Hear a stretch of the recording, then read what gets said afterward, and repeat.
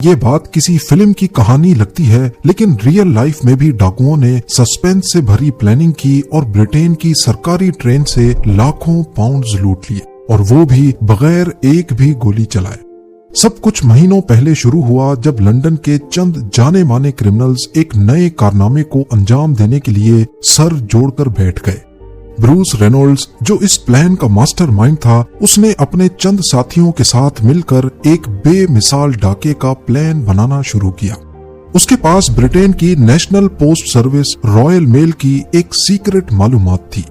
ये सीक्रेट मालूमात उसको रॉयल मेल के ही एक सीनियर सिक्योरिटी ऑफिसर से मिली थी, जिसका नाम किसी को भी मालूम नहीं था।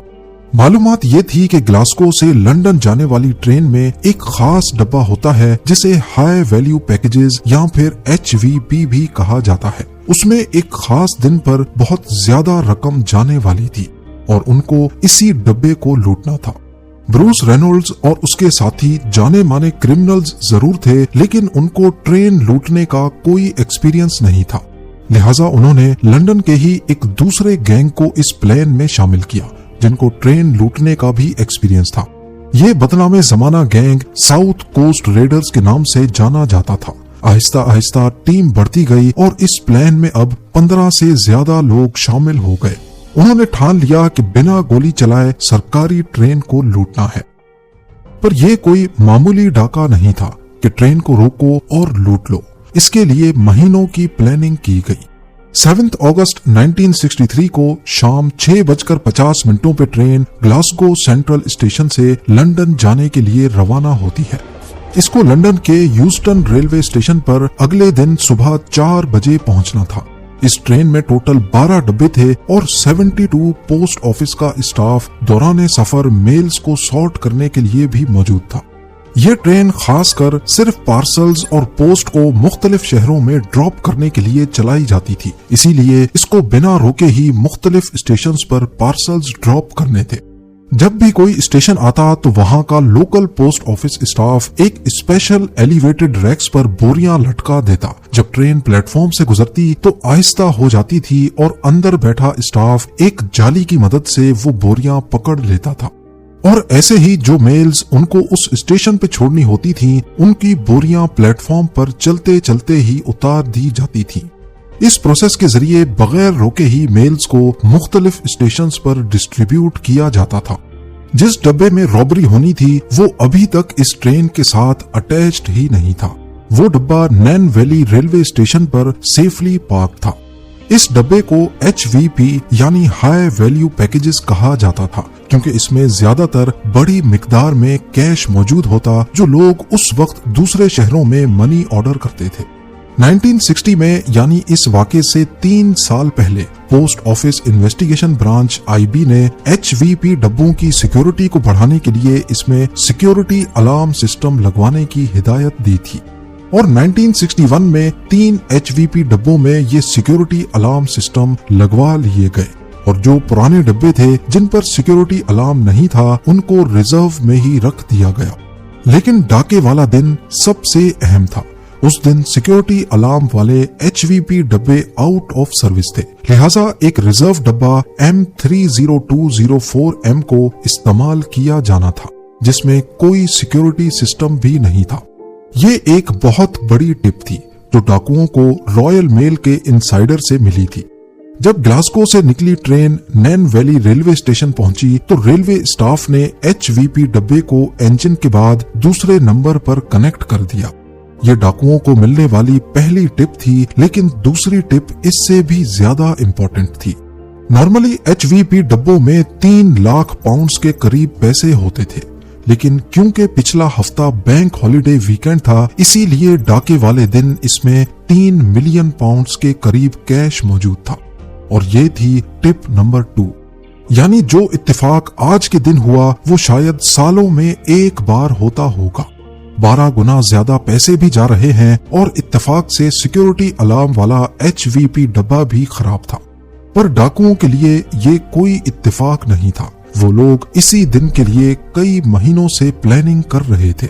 खैर ट्रेन HVP डब्बे समेत नैन वैली स्टेशन से रवाना हो गई। रात का वक्त हो चुका था और ट्रेन के ड्राइवर 58 साला जैक मिल्स तेजी से अपनी मंजिल की तरफ ट्रेन को लेके जा रहे थे। वहां डाकुओं का टोला भी रेलवे ट्रैक के पास झाड़ियों में घात लगाए बैठा था। उनकी प्लानिंग बिल्कुल परफेक्ट थी। 8 अगस्त 1963 रात 3 बजे के करीब डाकुओं के एक ग्रुप मेंबर ने सीयर्स क्रॉसिंग के सिग्नल के साथ छेड़छाड़ शुरू कर दी।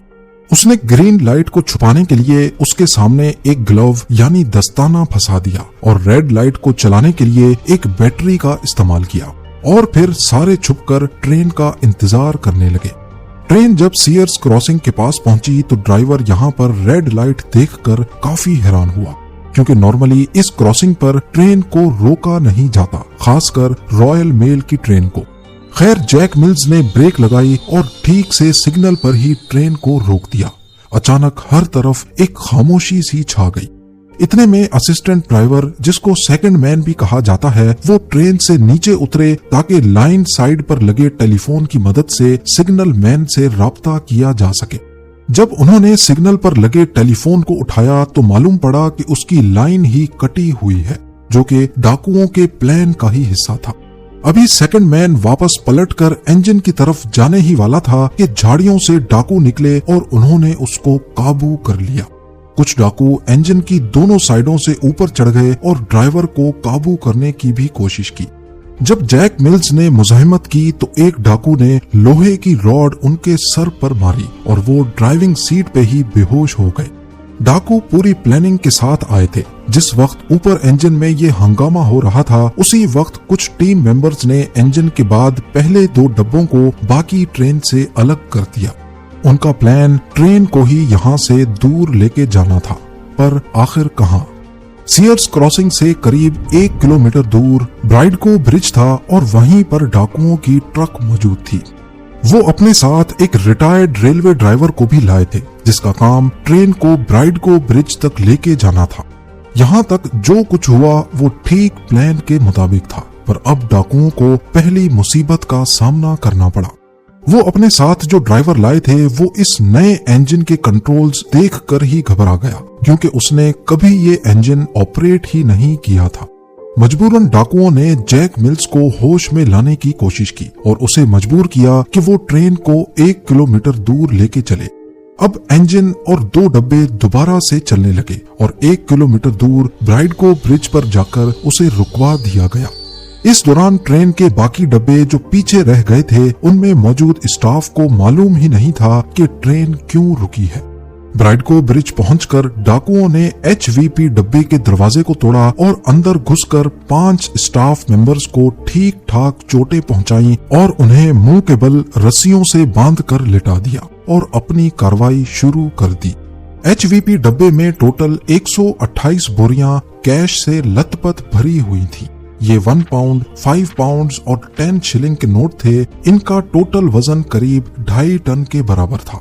ट्रेन ब्रिज पर थी और नीचे रोड पर एक ट्रक खड़ी थी। डाकुओं के प्लान के हिसाब से उनके पास सिर्फ 15 मिनट का वक्त था, लिहाजा उन्होंने ह्यूमन चेन बनाई और एक एक करके 128 में से 120 बोरियां ट्रक में लोड कर दी। बाकी 8 बोरियां टाइम कम होने की वजह से छोड़ दी गई। उनका प्लान बिल्कुल परफेक्टली काम कर चुका था, लेकिन आखिर में सिर्फ एक गलती हुई जो आगे चलकर उनको पकड़वाने में सबसे मुफीद साबित हुई। जाते जाते एक डाकू ने HVP डब्बे में बंधे हुए स्टाफ को कहा कि 30 मिनट तक यहाँ से उठने की कोशिश भी मत करना, वरना जान चली जाएगी।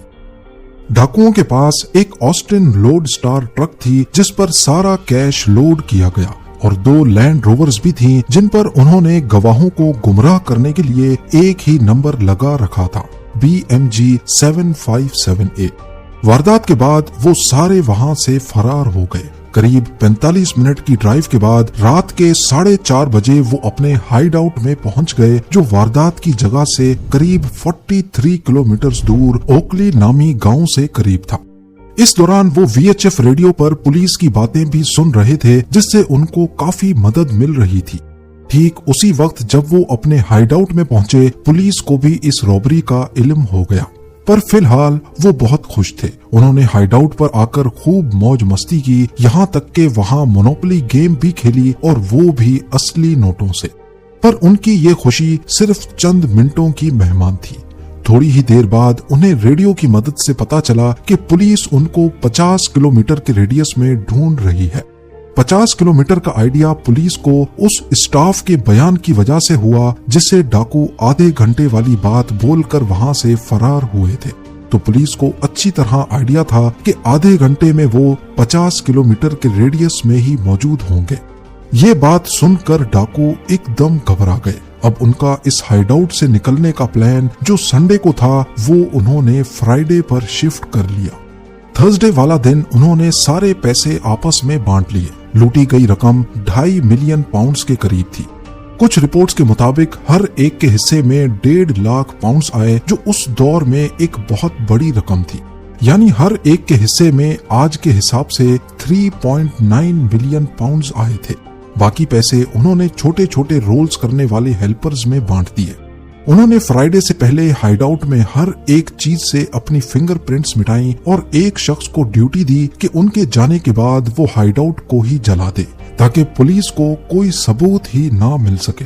उसने पैसे तो ले लिए, लेकिन हाइडआउट जलाए बगैर ही फरार हो गया। इस दौरान पुलिस उन्हें पूरे बकिंगमशायर एरिया में ढूंढ रही थी। हेलीकॉप्टर्स शहर के ऊपर घूम रहे थे, जगह जगह पुलिस की गाड़ियां दौड़ रही थीं और नेशनल मीडिया पर एक बवाल सा मचा था। पुलिस ने इंफॉर्मेशन देने वाले शख्स को 10,000 पाउंड्स इनाम देने की भी अनाउंसमेंट की। इस पर हाइडआउट के पड़ोस में रहने वाला एक शख्स सामने आया और उसने पुलिस को इत्तला दी कि 8 अगस्त वाली सुबह यहाँ काफी हलचल मची थी। शक की बिना पर पुलिस ने फौरन हाइडआउट पर छापा मारा। ये एक लेदर स्लेट फार्म हाउस था जो डाकुओं ने 3 महीने पहले ही किराए पर लिया था। वहां पुलिस को बहुत सारे सबूत मिले जो इस रॉबरी से जुड़े हुए थे, जैसा कि खाली बोरियां, मेल्स और एक ट्रक भी मिला जिस पर जल्दी जल्दी में येलो रंग किया गया था। डाकू यहाँ से अपनी फिंगरप्रिंट्स मिटा कर गए थे, लेकिन उस मोनोपोली पर कुछ फिंगरप्रिंट्स मौजूद थी जिसको उन्होंने असली पैसों के साथ खेला था।